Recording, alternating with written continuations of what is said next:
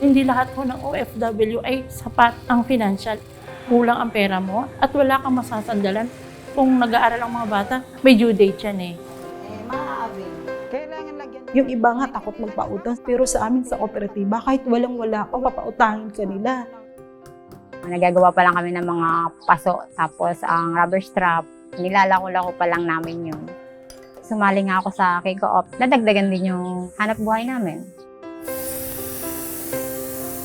Malinaw sa amin na ang tutulungan namin ay Maralitang Tagalungsod. Magkaroon sila ng sariling mga bahay at mahalaga rin na matulungan sila na magkaroon din ng livelihood para mabayaran yung amortization ng kanilang lupa. Mayaangat ang antas ng kabuhayan ng mga miyembro nito. Ano yung gusto mong suporta sa General Services? Ako po si Dexter Flores. Ako po yung tumatayong General Manager ng K-Co-op at ako po ay 22 years na sa kooperatiba. Ang K-Co-op po or Kabuhayan sa Ganap na Kasarilan Credit and Savings Cooperative ay isang kooperatiba na naglalayon na tulungan ang mga maralitang tagalunsod sa pamamagitan ng pag-provide ng financial products and services. Ang K-Co-op ay narehistro sa Cooperative Development Authority noong February 5, 2016. Ito ay mula sa pinagsama-samang share capital ng mga maliliit na negosyante. Ang kooperatiba ay pagmamahari ng mga miyembro nito. Sa panahon na kumita ang kooperatiba, may porsyento ng kita nito ang ibabalik sa mga miyembro sa pamamagitan ng interest on share capital at patronage refund. Ang K-Co-op ay kumikilo sa 5 probinsya. Ito ay sa NCR, Bulacan, Rizal, Cavite at Laguna. Ang Kasagana kasi ay nagsimula sa pagtulong sa mga informal settlers dito sa NCR. At nakita namin na sila ay nare-relocate sa mga malalapit na probinsya. Karamihan sa mga miyembro namin ay mga kababaihan. Habang ang mga kalalakihan ay naghahanap buhay, binibigyan natin ng pagkakataon ng mga kababaihan na makapaghanap buhay kahit na sila ay nasa bahay, nag-aasikaso ng pamilya. Ang pahiram na paunang puhunan na binibigay natin sa ating mga miyembro ay hanggang 10,000 pesos. Pero ito ay maaaring tumaas, depende sa evaluation. Sa pamamaraan ng kanyang pagbabayad, paraan ng kanyang pag-iimpok, pagdalo sa mga center meeting, pagganap bilang co-maker at saka pag-uugali. Sa K-Co-op kasi wala naman collateral. Kung gusto talaga natin silang matulungan, nagtitiwala tayo sa kanila at ang pagkakaroon ng co-maker ay sapat na para sila ay bigyan ng pagkakataon na makapagsimula ng kanilang hanap buhay. Ang K-Co-op ay mayroong 6 na programa.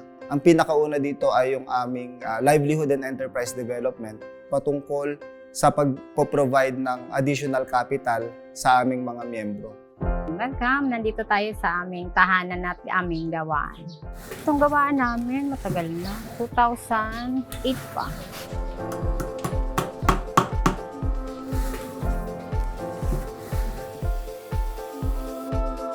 Ako si Flores Alzanorho, 41 years old, taga rito sa Bagtastan sa Cavite. 8 taon na akong member ng Kasagana. Ang negosyo namin ay nagre-recycle ng mga scrap tire. Sa unang loan na 5,000 lang ako, pero napalago namin yung 5,000 yun. Lahat ng upholstery supply dito sa Cavite, nakuha namin. Hanggang sa kailangan na namin ng mas malaking puhunan. Nag-loan ako kay Kasagana ng mas malaki.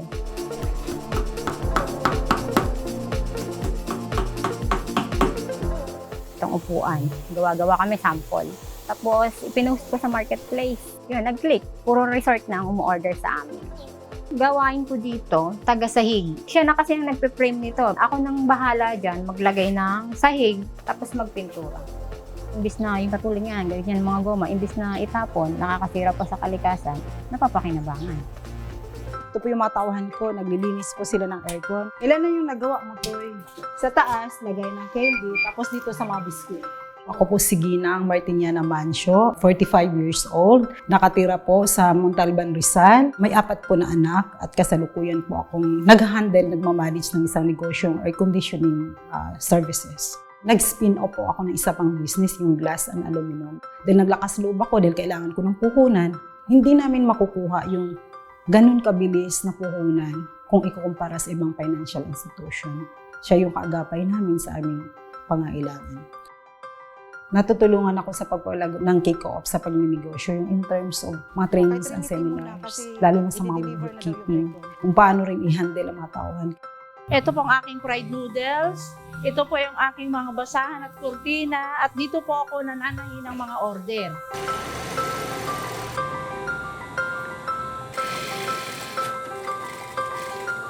Ako po si Vivian Gasmen from Caloocan. Ako po ay isang plain housewife at ang asawa ko po ay isang OFW. 19 na taon na pong member ng K-Co-op. Ang aking pong kasalukuyang pinagkakitaan ay yung pananahi ng kortina at yung aking fried noodles. Sa unang loan ko po ay pinagsimulahan ko na yung processed foods. Nakabili na rin po ako ng high-speed machine. Nagsimula na po akong manahin ng kurtina, punda, mga succeeding years po na nakaloan ako, na-put up ko naman po yung fried noodles namin. Nakakatulong din ito para pamasahe or allowance po ng mga nag-aaral. So, kailangan kung ano yung negosyo mo, doon mo siya ilagay yung uutangin mo. Kung hindi mo nilagay sa negosyo, wala ka rin kukunan ng panghulog.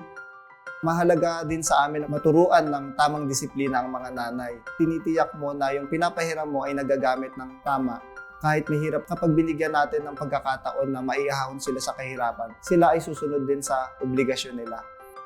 Ang repayment rate ng kasagana ay 99%. At yun ang magpapatunay na ang mga mahihirap ay kaya magbayan ng kanilang mga inutang. Panahon ng pasukan ng mga estudyante, ang sinasabi lagi ng mga nanay, "Ma'am, sir, pahiram po ng mas malaking kapital kasi kailangan daw nila dahil magpapasukan at malakas ang negosyo." Pero nung aming natuklasan, ginagamit nila ito sa pag-enroll ng mga anak, sa mga gastusin sa pangangailangan doon sa school. So ang ginawa ng kooperatiba, gumawa ng another loan product para kung saan hiwalay na yung pera nila na gagamitin sa negosyo at hiwalay naman yung pera na gagamitin sa kanilang edukasyon. So, yung panganay ko, si Trixia. Scholar siya mula grade 8 hanggang grade 12 ng Kasagana. Naka-8 beses na akong loan ng K-Edu sa co-op namin. Sa private school kasi mga anak ko, minsan kinakapos ng budget pang tuition. Pangalan na anak ko sa ngayon po ay nasa UK siya bilang isang nurse. Masyadong mahal yung mga books kapag BS nursing ka. Kaya salamat at meron din kay Co-op na pinagkukunan ko ng pambili ng mga books, allowance. Katuwang ko siya sa pag-aaral ng mga anak ko. Ito yung nakagraduate na ng mechanical engineer. Sa pamagitan ng pagpapahiram ko ng puhunan sa kay Co-op, ay nakapagtapos po ako ng isang anak na inhinyero. As ang BP, nag-hypertension kasi sa cholesterol. 2014 po, naging K-Cadet po ako. Kami rin pong mga K-Cadet ang nagbababa sa aming mga membro about dengue, about breast cancer.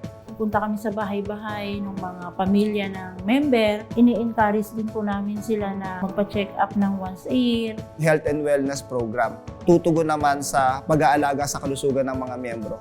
Para naman meron silang magagastos kapag dumating ang panahon na sila naman ay magkasakit. Ito, isa to sa napundar ko dahil sa kay bahay, itong TV na to. Tapos, sunod, ito naman ang naipundar ko, itong aking rep.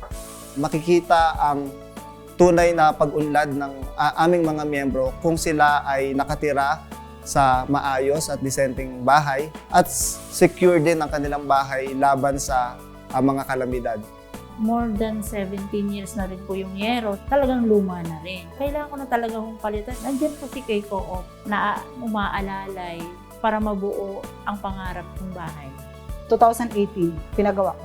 May 2 kwarto, may terrace. Dati, ang liit pa to eh. Ang liit pa tong CR na to. Bilang ina, nangarap din ako na makita ko yung pamilya ko. Mailagay sila sa maayos na bahay. Dahil relocation site na siya, hindi ganun kalakihan. Kaya naisipan ko na ipataas yung bahay namin. Meron din dapat insurance ang mga mahihirap para sa panahon na hindi inaasahan ay protektado din ang ating mga miyembro.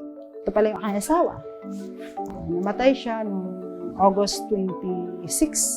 Nawala yung asawa ko. Kailangan kong maging matatag, kailangan kong maging malakas para itaguyod ko ang aking pamilya. Dito naramdaman ko kung paano talaga kumalinga ang samahan sa akin. So, may nakukuha rin po akong tulong sa kooperatiba, yun sa insurance. Hindi lang naman kami ang miyembro, kundi pati yung asawa namin. Matindi na ang nagbabago sa klima natin ngayon. Kinakailangan nakaka-adapt ang ating mga miyembro sa pagbabago sa kalikasan. Napagpasyahan ng kooperatiba na buuin yung ika-6 na program pillar. Ito yung Environment, Resiliency, and Sustainability na magbibigay ng awareness sa aming mga miyembro patungkol sa climate change adaptation at ganun din sa disaster risk reduction management. Ngayon, pwede na po tayo dumako sa ating election proper.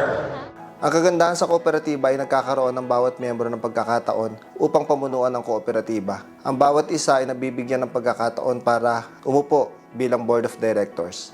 Ang Board of Directors ay nagpupulong kada buwan upang pag-usapan at tingnan ang kalagayan ng kooperatiba. Sila rin ang nagdidesisyon at nagpaplano kung saan direksyon tutungo ang kooperatiba. Maraming po salamat sa inyo sa inyong pagkakakinig. Yung pagiging isang nanay leaders at pagiging board sa Kasagana ka. Hindi ko akalain, marating ako ngayon sa kinalalagyan ko ngayon. Kung hindi ko nakilala ang K-Co-op, siguro hindi ako empowered yun. Responsibilidad ko po dito sa sentro namin ang na ayusin yung hulog ng bawat miyembro. K-Co-op is a part of my life. Natuto akong humurap sa mga tao. Nahubog ako bilang isang leader sa K-Co-op kasi marami akong natutunan. May natatakbuhan ka sa oras ng pangangailangan mo, nandun sila para umalalay sa'yo. Yung samahan namin, may puso, pamilya ang turing sa amin. Doon namin makikita yung pag-aalaga at pagmamahal ng kooperatiba.